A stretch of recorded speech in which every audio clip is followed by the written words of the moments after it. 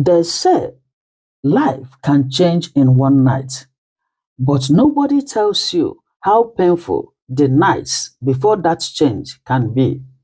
This is not just a story. This is the journey of a girl called Adanna. They took everything from her when she was just a child. No parents, no home, no one to protect her. Left alone in a cruel world, she slept in an uncompleted building and survived by selling pure water on the streets. But one night, one dangerous night, her kindness placed her face to face with destiny, and her life changed forever. Sit back and listen to this story of pain, courage, and unexpected breakthrough. Welcome to Olu Beauty African Folktales channel. Here we tell you the way it is. Have you subscribed? If not, run kitty kitty, run kata kata. Subscribe, like, comment, and share. Share it with your family and friends. Oh yeah, grab your popcorn, sit jeje, and enjoy yourself. Oh yeah, let's go there. There is a small village in the eastern part of Nigeria called Ameze, a quiet farming community where everyone knows everyone and news travels faster than radio. This is a story that many people in Ameze still talk about till today. It is the story of a girl named Adanna Chibuzo Okorie. Adanna was born into a poor but peaceful home. Her father, Mr. Chibuzo Okorie, was a cassava farmer known for his gentle nature. Her mother, Mrs. Ngozi Okorie, sold vegetables and palm oil at Nkwo Amez Market. They were not rich, but their home was filled with love. Every evening, Adanna would run to the village road to welcome her father, collecting his cutlass while her mother dished food. Neighbors often said, "Ah, this girl will grow well. She has good parents." Nobody knew how soon those words would become a painful memory. When Adanna was 14 years old, her mother fell seriously ill. They thought it was malaria, then typhoid, then something nobody could name. Money finished, drugs finished, hope finished. One early morning, as the first cock crowed, her mother held Adanna's hand and whispered and said, "My daughter, be strong." That was the last breath she took. Her father tried to be strong, but grief and hardship are heavy loads for one man to carry alone. 6 months later, tragedy struck again. Her father was returning from his farm near Idemili stream when heavy rain began to fall. The narrow footpath became slippery. He lost balance, fell into the flooded stream, and drowned. By the time villagers found him, it was already too late. At 15, Adanna became an orphan. During the burial, relatives came from far and near. They cried loudly. They spoke big grammar. They promised heaven and earth.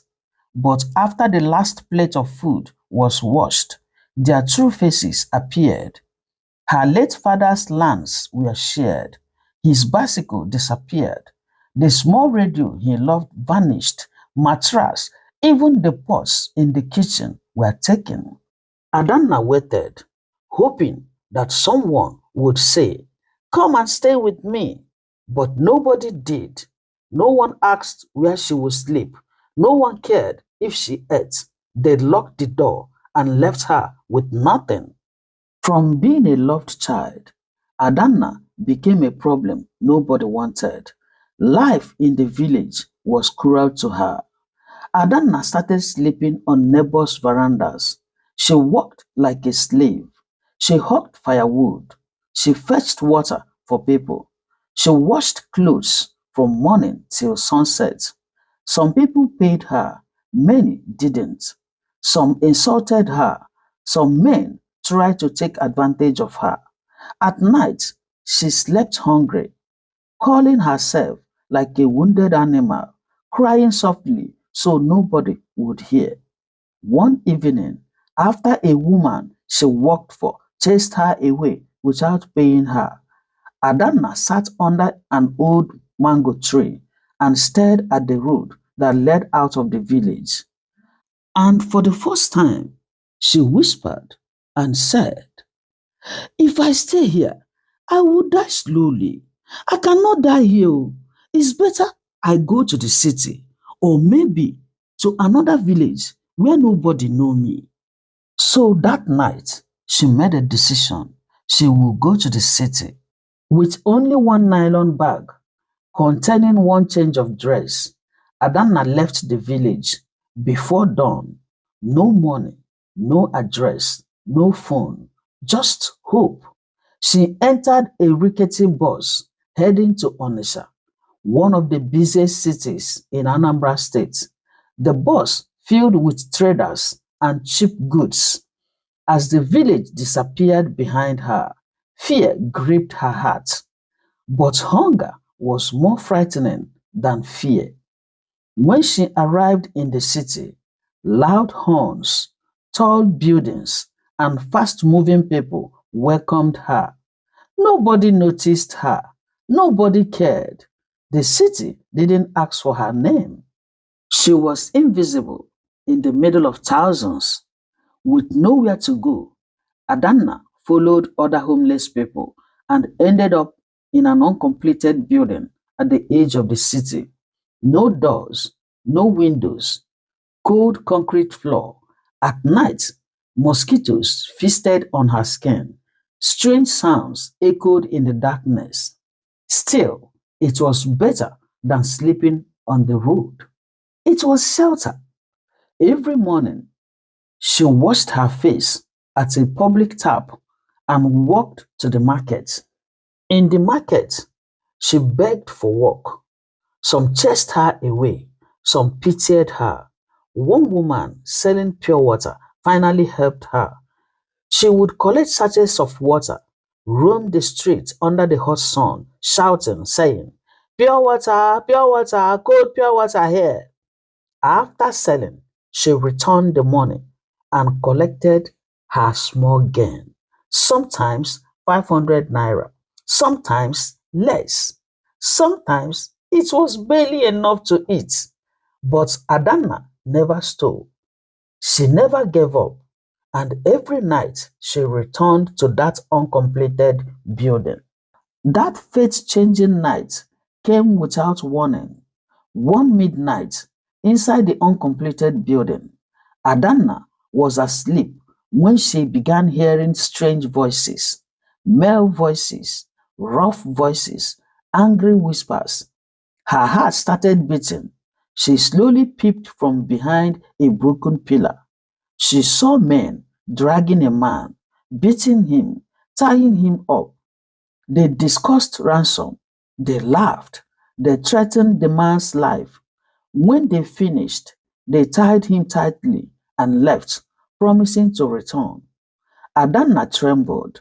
She could have run, but something inside her refused to let her leave another human being to suffer.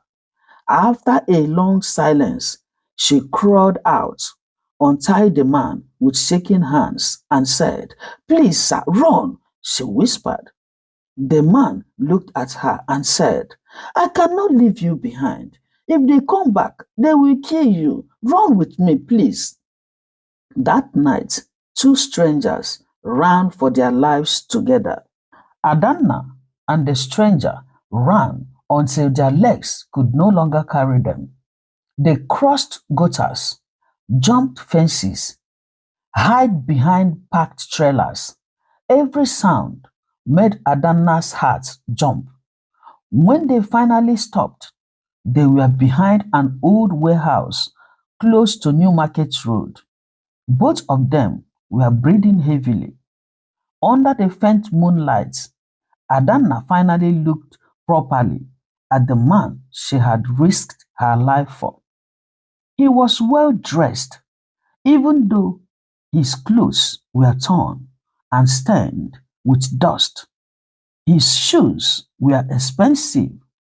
His wristwatch alone could feed Adanna for months. This was not an ordinary man. The stranger sat on the ground and began to cry, not loud crying, the quiet kind, the kind that comes from deep pain. After a long silence, he spoke and said, "My daughter, if not for you, I would be dead by morning. Thank you for saving my soul." Adanna said nothing. She was still shaking. The strange man introduced himself as Chief Emeka Moye, a successful businessman from Asaba, dealing in building materials and transportation. He had come to Onitsha to inspect a new business site when he was kidnapped by people he trusted. They blindfolded him, beat him, dragged him into that uncompleted building, and that was where fate placed Adanna. When he asked her where she lived, Adanna smiled painfully and said, "Sir, that place is where I sleep." Chief Emeka looked at her like he didn't understand. She explained everything: her village, her parents, how she came to the city, how she sold pure water, how she slept in uncompleted buildings. Before she finished, the man's eyes were red already. Hello, my lovely viewers. If this story is touching your heart right now, please, why not pause a little and click the like button? Share it in all your platforms and drop a comment in the comment section. Tell us how you feel about the story. And please, if you believe kindness can change lives, subscribe and join this family. And God will bless you abundantly as you do so. Thank you. As morning approached, the stranger, Chief Emeka, took off his jacket and placed it on Adanna's shoulders and said, "From today, my daughter, you will not sleep on the floor again." She didn't believe him. Life had disappointed her too many times. But that morning, Chief Emeka took her to a decent hotel. The receptionist looked at Adanna from head to toe, but the man paid without blinking. Adanna bathed properly for the first time in months. She slept on a bed, a real bed. When she woke up, she cried. True to his word, Chief Emeka did not abandon her. He rented a small room for Adanna at Fege, bought her clothes, slippers, and foodstuff. But what shocked her most was when he said, "You must go back to school, my daughter." Adanna thought she misheard. "School?" she said. "Someone like me? Go back to school?" She cried again. That same year, Chief Emeka enrolled her in a secondary school and paid all her fees. She still sold pure water on weekends, not because she had to, but because she had learned the value of hard work. 2 years later, Chief Emeka decided to visit Amaeze village with Adanna. People did not recognize her at first. The skinny orphan girl was gone. Standing before them was a neat, confident young lady. When her relatives heard she was back with a rich man, they suddenly remembered her name. They smiled, they greeted, they asked questions. Adanna stood quietly. Then Chief Emeka spoke and said, "I came to thank this village for abandoning this girl." Silence fell like thunder. He told them everything: how she slept in uncompleted buildings, how she worked like a slave, how she saved his life. Some of her relatives could not lift their heads. That day, Adanna reclaimed her late father's land. not because she needed it, but because justice mattered. Adanna later finished school and went on to learn a skill, fashion designing. Chief Emeka supported her until she could stand on her own. Years later, she opened Adanna Grace Fashion House, employing other orphan girls, girls with stories like hers. Whenever she was asked how she made it, she always said, I was saved, so I choose to save others. People say Adanna was lucky, but those who know the story say something different. They say kindness opened the door that suffering locked. Thank you for watching. This is where our story ends. But before we end it, listen to me carefully. Life does not always begin with fairness.